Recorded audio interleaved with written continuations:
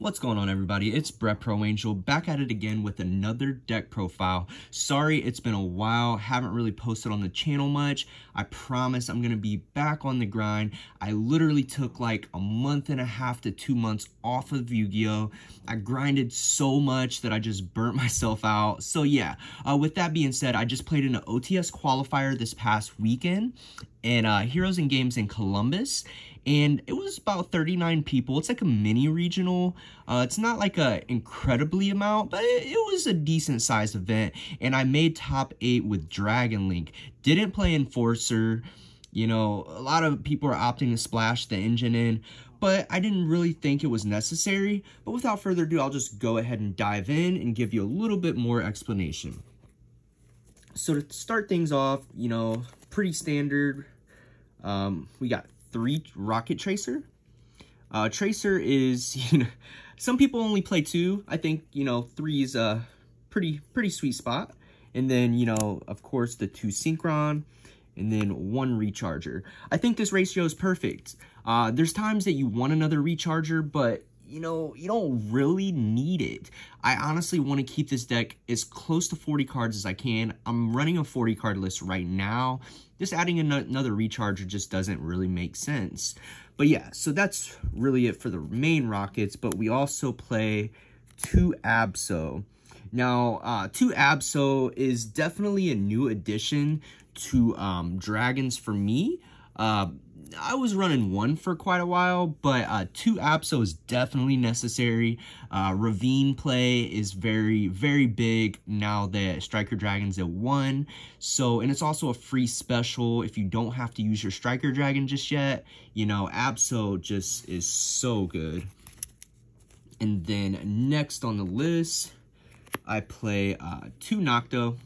Nocto is kind of important, not gonna lie. Like, this card, same thing as Absol. I just want to be able to have that extra extender, and it's just a free draw. But I also play a Red MD. I do like the all art, even though it's common. Red MD, this card is just wild. Hitting this off of Chaos Ruler, that's just game. But yeah, so I definitely think those ratios are correct. As for the Chaos package, I play the 3 Seifer, and then Black and White Dragon. This is pretty standard in Dragons. Some people only play 2 Seifer, but honestly, I think, you know, the utility you get with Seifer and Levy is just kind of crazy. Plus, hitting Seifer off of Pega Ruler is just really strong. And then, of course, you run the 1 Chaos Dragon Levianeer. Levy is just... what can I say? This card is just broken. It just blows up stuff. You bait interruptions, and then if they out it, you just bring it back with Seifer, and it just helps you when you're trying to OTK. And then for the one-ofs, I do just play 1 Chamber and then 1 Brotar. Only reason I'm down to one-ofs with these, I mean, obviously Brotar's a 1-of. Some people opt to run 2 Chambers. I'm not against it, but I just think, like, the deck just performs so optimally that I just don't think that a normal summon Chamber is necessary. I more so want to use my Chamber off of Seal to search Tiding, to be completely honest, if I don't already have the Tiding play set up. The way this deck is now, like, you're not going to get OTK'd. You're going to establish a board, and they're going to have to Dark Ruler you, giving you another turn, and once you have that other turn, you basically just pop off and just Boral Sword them. But yeah, so I definitely think 1 Chamber is good enough. I'm going to go ahead and move on to the spell lineup. Spells, pretty self-explanatory. 3 Quick Launch, gotta have it. This card is just so good, it's just E-Telly for a Rocket. And then, of course, we run 3 Chaos Space. Chaos Space, you know, it's part of the Chaos package. This just helps you recur so many resources. I can't tell you how many times I hit this off of Chaos Ruler, and I was just so far ahead in advantage that it didn't matter that they Dark Rulered me. And I keep referencing Dark Ruler because I was getting Dark Rulered all day. So it's This deck doesn't care. It's like, yeah, okay, you know, I set up a Seal Savage Hot Red, and then they Dark Ruler me. You think that that would be devastating, but they can't kill you through Dark Ruler. So it's like, they out your board, you still get Seal into Chamber Search Tiding, and then you just have follow-up. Like, it's just, this deck is just nice. I love the grind. And then for the one-ofs, we got 1 World Legacy Guard Dragon, 1 Boot, and then 1 Ravine. Ravine is more important than ever in this deck. Like, it was a kind of a pseudo starter in the past, you know, like you didn't necessarily need it. It was more so just like a free search. Now Ravine is just, it's really important, which is why we play 2 apps. So yeah, this is just real important. Oh, also I play the 1 World Legacy of Guard Dragon.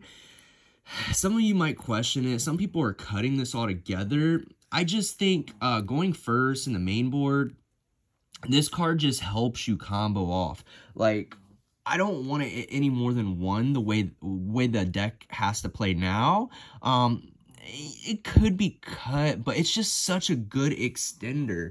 Like, I think at least 1 of them is necessary. And then Boot for obvious reasons. All right, on to the trap cards. I play Tidings, and then, of course, you got a main board Order.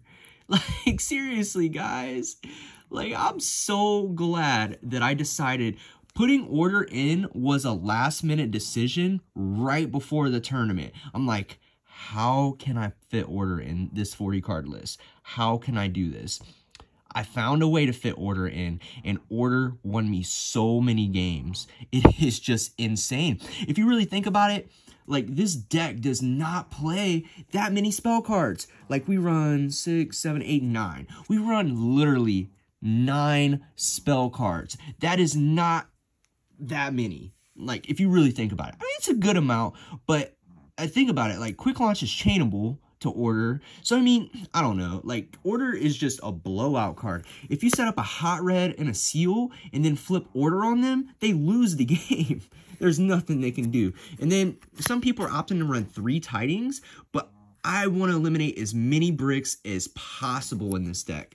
Like, third Tiding does 100% come up, but I just don't think, like, you really actually need it, to be honest. All right, with that being said, we're almost done through the main deck. I'm just going to go ahead and move on to my hand trap lineup now. Hand traps aren't really that great right now, but they are great in Dragons. I will say that. It sounds weird, but yes, they really are. 3 effect Veiler. Veiler was like probably the MVP hand trap of the weekend. I wouldn't change this for anything. Some people are saying run droplets, and I'm like, nah, man, you really don't even need the droplets. I started playing droplets. 2 Nibiru. Why am I mainboarding 2 Nibiru? Okay, let's think about it. Most people don't play around Nib on game 1, okay? And I will say, Nib caught so many people off guard. I don't want to draw more than 1. I cut it down to 2 for Imperial Order, and it was the best choice I made all weekend. I didn't see too many Nibs, and when I did see Nib, it just ended the game. And then, of course, for the last hand traps, we gotta run the Gamma package because we nice. Gamma is just too good. Like, when you go Chaos Space and they ash you, I cannot tell you how many people would either ash Chaos Space, they would Lancia on Resolution, or they would draw me, and I'm like, I got something for that as. So, yes, absolutely gotta have these hand traps, in my opinion. All right, moving on to the extra deck. Link 1s, you got 1 Striker Dragon, 1 Pisty. Pretty self-explanatory. The Pisty does come up if you have to go through your Striker. Yeah, this is pretty self-explanatory though. And then for the Link 2s, we do kind of run like a bigger Link 2 lineup, including Double Seal. Double Seal really comes up. We do run IP, Quad, and Romulus, aka Mitt Romney. Yes, IP is nice. Everything seems pretty standard. yeah, IP definitely is very important. Making an indestructible Boral sword, like, comes up every now and then. Very, very hard for people to play around it.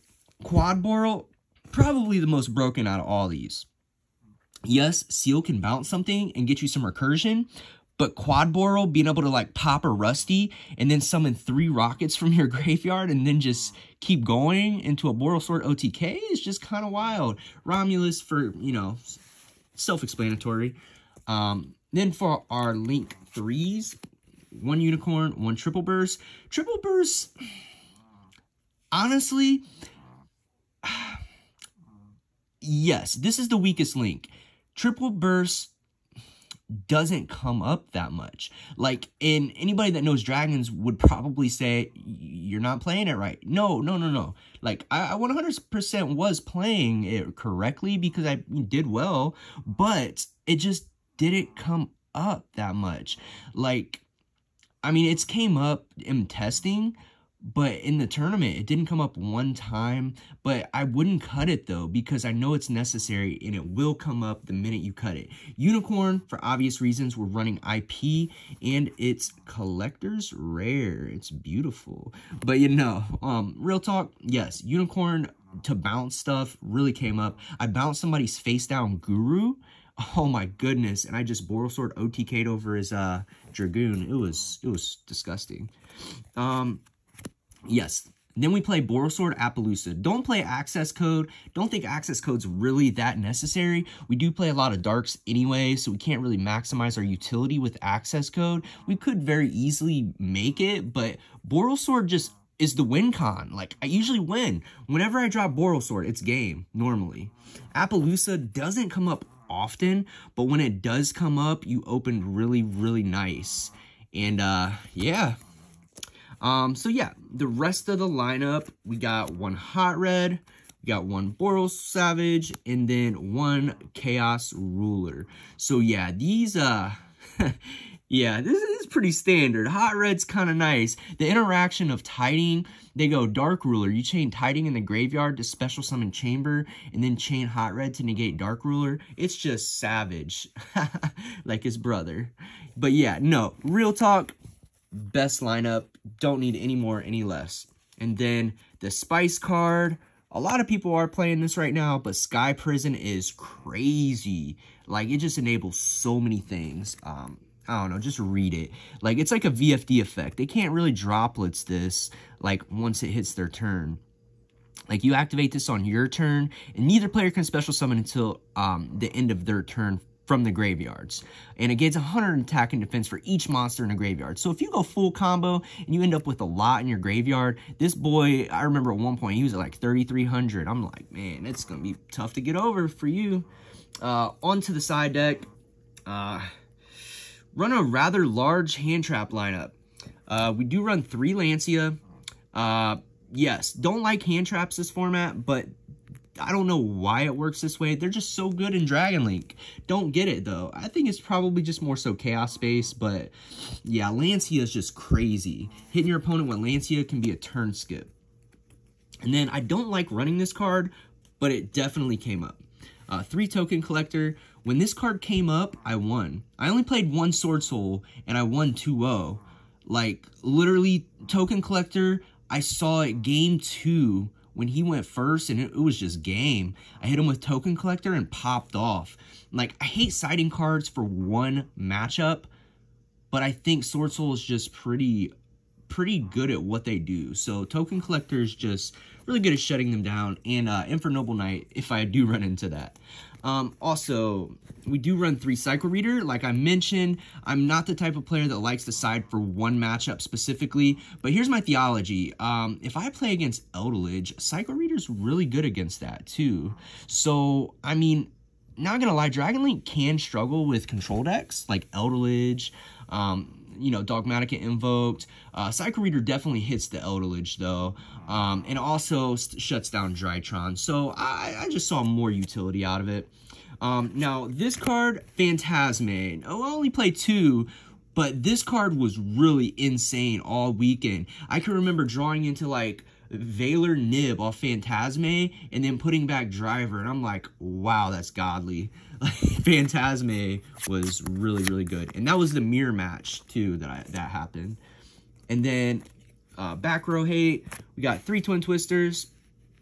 Twin is just, it's kind of meh, but I mean, this deck struggles with back row, so, you know, 3 Twin is just kind of important, especially hitting that Schism, kind of need to.